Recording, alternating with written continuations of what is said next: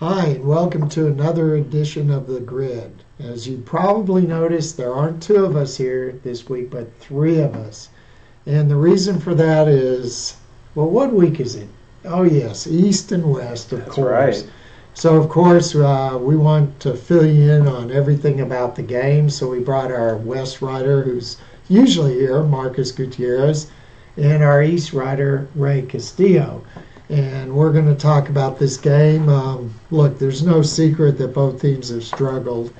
West has one district win. East doesn't have a district win. So let's start with West. You know, this is a big game for them, obviously, for playoffs reasons. What kind of do the Warriors have to do to win this game, Marcus? The Warriors are coming off that tough loss against Rosenberg Terry.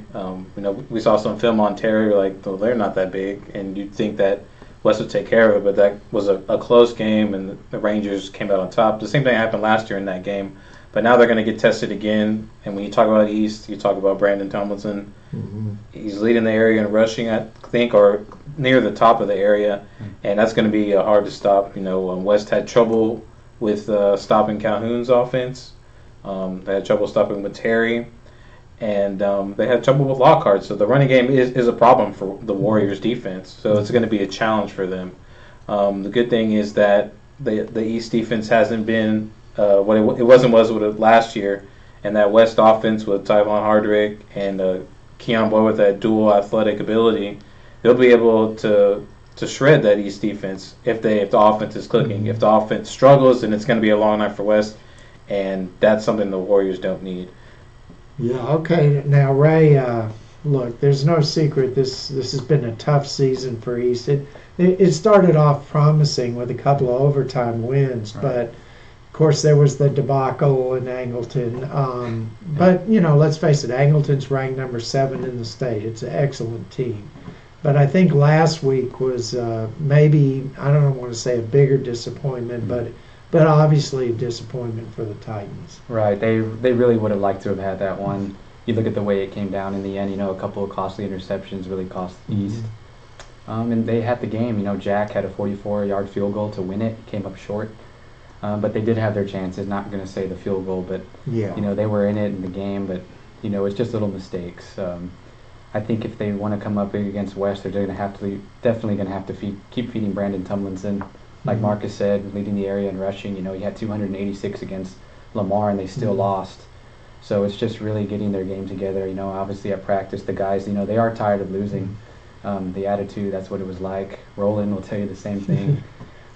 These guys want to win, and not much motivation is needed against West. Okay, well, let's first of all let's take the East offense against the West defense. Ray, you kind of tell us about the East offense, what you think it has to do against the West defense. Well, just run the ball. I believe if Tomlinson can have his way and get a decent game and the defense can make stops, I think they'll be successful against West. Even though it's early in the season, I believe East is facing a must-win situation just because of the early success of the other teams. So I think if East wants to win, they're definitely going to have to run the ball and just capitalize on the little mistakes, especially, the ones that they make down the field late in games. Okay, Marcus. Now, obviously, West is very aware of Brandon Tomlinson. So what does the West defense have to do to win this game? That front seven, the trenches are going to be a big deal. West has a lot of youth on that offensive line, on the defensive line as well. Those seniors are really going to have to step on the defensive line, and Joseph Martin, who leads the West linebacking core, he's going to have to make some decisions on which hole to go to because Tomlinson's going to be right there, and that collision is could come up with the game. The Warriors on defense, they're hit and miss sometimes. They'll stop a team, but they really have trouble getting off on third down. And if East, that offense can just keep on getting first downs, West, they might go down a little bit, but Warriors head coach Courtney Boyce, they never give up. That's what he always says. They're resilient, and they have a turnover in each game throughout this year. So they're going to have to get some turnovers and really score off those turnovers. Okay, now let's flip the script, Marcus. First of all, you talk about what the West offense has to do against East. West offense, we know about Tyvon Hardrick, sophomore running back. He's explosive. He can take it to the house on any play. His running ability is really something I haven't seen in a while, especially around here. He can truck over people. And that first tackler, they're not going to get him, so East's defense is going to have to really wrap him up. Since Keon Boyd has been the quarterback after taking over for Jordan Fillmore, he's really connected well with Brandon Gonzalez, and that's going to be big if Brandon Gonzalez can get into open space on the East defense and Keon can connect with them. Maybe one or two times they can go for touchdowns. So the West offense is really athletic. It's going to come down to for the players to make those plays. This is a rivalry game. Yeah. Records don't matter. The kids will tell you the records don't matter. We're just going to go out and play. But they're going to be amped for this game, and anything can happen in this game. Yeah. We saw that last year. It came down to the last play, and I would say that this year it could do the same thing. Okay, Ray, you talk about the East defense. I mean, let's face it, it really hasn't been able to stop anyone.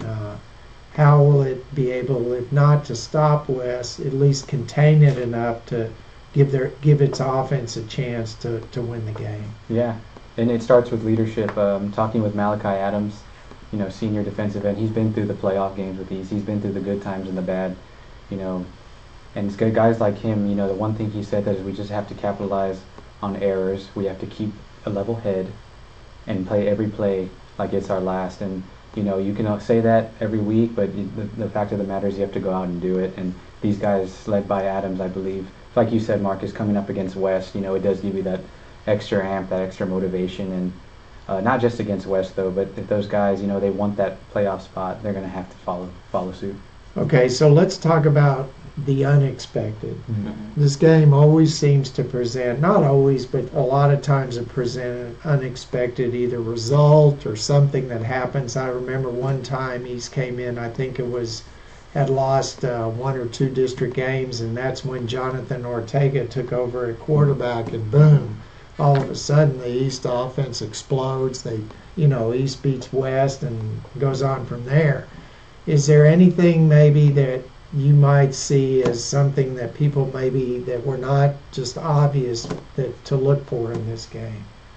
I think you look back at obviously like Marcus said last year, Malik Stovall. I think he really came out from that last play, and Stovall, he didn't have that many catches prior to that, and he just came out and he ended up making the game-winning play, and he ended up having a good season. So I think Grant Baker is one player that stands out to me, is somebody that has that potential, that can, maybe this is the game where he turns everything around. And he's a great athlete. He's quick. Obviously, he had a couple of, interceptions this season, but he is one player that stands out to me that can definitely turn it around and lead this team. And also, I don't think you should overlook Jack Trago. He's a weapon. I mean, both punting and kicking. He's got an excellent punting average. I know he missed a 44-yard field goal is not a given even for a pro kicker. Right. So, I mean, but it showed the confidence they have in him to let him attempt that. Yeah. So I think he could be a factor in this game, and the kicking game could be big. I mean, West has a decent kicking game too. Yeah, and that's what I was going to say. That special teams, maybe if someone can get a punt return or kickoff return and set the tone for the game, that'd be big. One player that I would want to keep an eye on is for West would be Chase Greavy. He had over 2,000 yards rushing last year, and he really hasn't been used a lot. He's played a lot on defense, and this is a game where trick plays can come out, and we can see lots of things. So I wouldn't be surprised if Tyvon's in there and then Chase is in there, or if there's like a dual back in a shotgun. I wouldn't be surprised to see that, because I'm pretty sure Roland and them are ready to see Hardrick. If they scouted him, they've seen him, they're like, we're ready. So I'm pretty sure Boyce and Roland are going to have a couple of tricks up their sleeves that might change the outcome of the game. Yeah, that is very true. So one thing, I guess we can expect a big crowd at Memorial Stadium. Oh, yeah. It's always a lot of fun, to have your two teams in town playing each other. It's always a great atmosphere. And at least the winner of this game can take a little momentum, hopefully, as it goes on through district. Yeah, if you look at District 27 5A standings, that 2 through 4 are pretty much open for right now. Yeah. I mean, we can't pencil Foster in there just yet, but they're one of the top two teams. And let's say if West wins, they're right in the thick of things. Yes. If East loses, they're 0-3. That's going to be a tough road to come out of. But the season's not over yet. But we're going to see in this game which team wants it more, and which team has a legitimate shot to make it to the playoffs. Right. Yeah. Now this won't be the only game in town Friday. Really? Yes. No. Believe it or not. Nice. Believe it or not, the St. Joseph Flyers will be busy at Patty Welder Stadium, and they're welcoming Fort Bend Christian. The Flyers had a very difficult district opener, as we saw against Westbury Christian. They got shut out. Fort Bend Christian also had a difficult opener. So this is an important game for the Flyers because these are the teams the Flyers have to beat to make the playoffs. Yeah, it's only the first district game. Second. Well, they lost their first district game. Right. This will be their second district game, so the season's not over after one district game. So we'll get to see how they bounce back. St. Joe, they had one win in non-district. Not sure what happened in that game, but you would expect that offense, which has been good, has put up points throughout the year, but to get shut out, it really puts your mind like, what happened?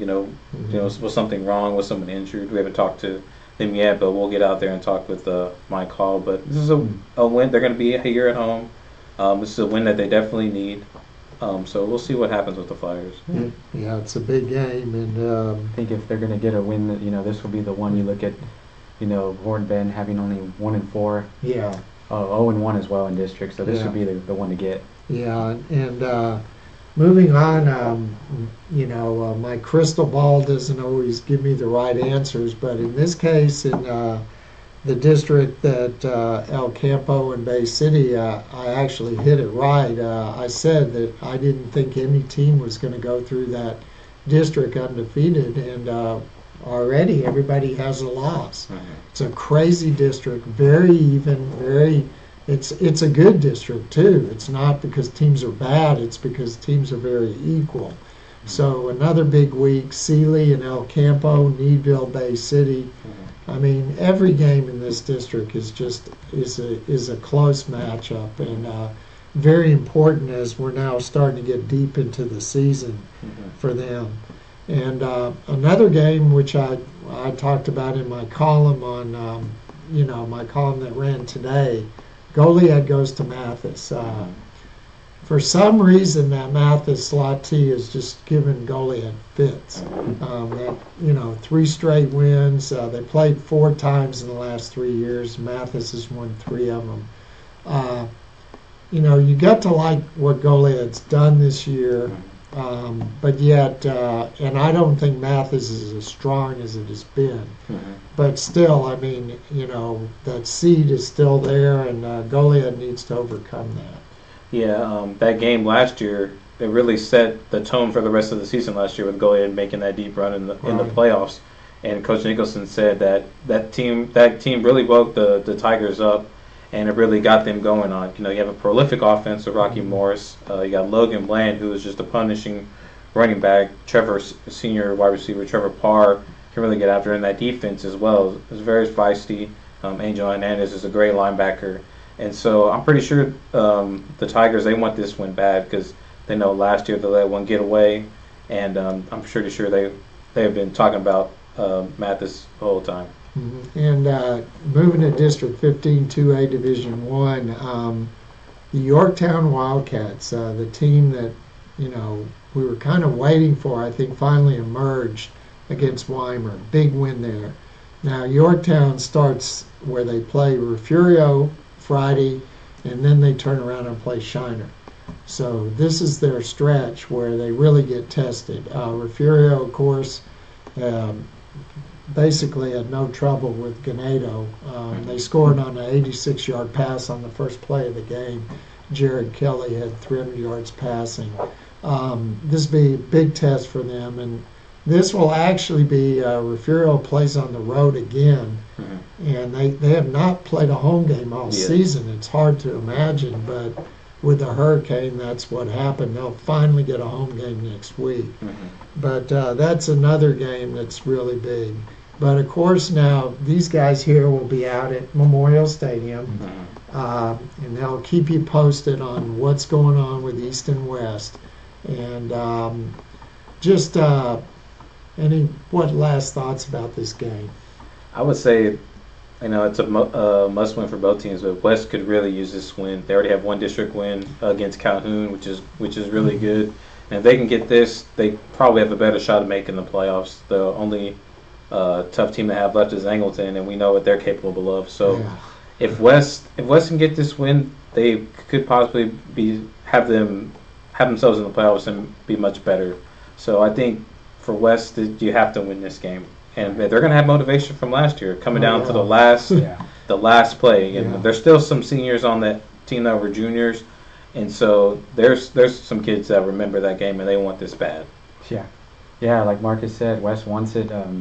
East, not just to mention, they do lead the all-time series 5-2. Right. And the West players are thinking about that. So it is going to come down, like Marcus said, West wins this game, man, they're liking what they see record-wise in district as they come down the stretch of the season. And as for East, I can't stress enough, it is a must-win game just because of the success of the other teams and because they're obviously 0-2. So I look for East to be really aggressive, especially in their running game. Right, so the battle for the sword. The battle for the sword is Friday night at Memorial Stadium at 7:30.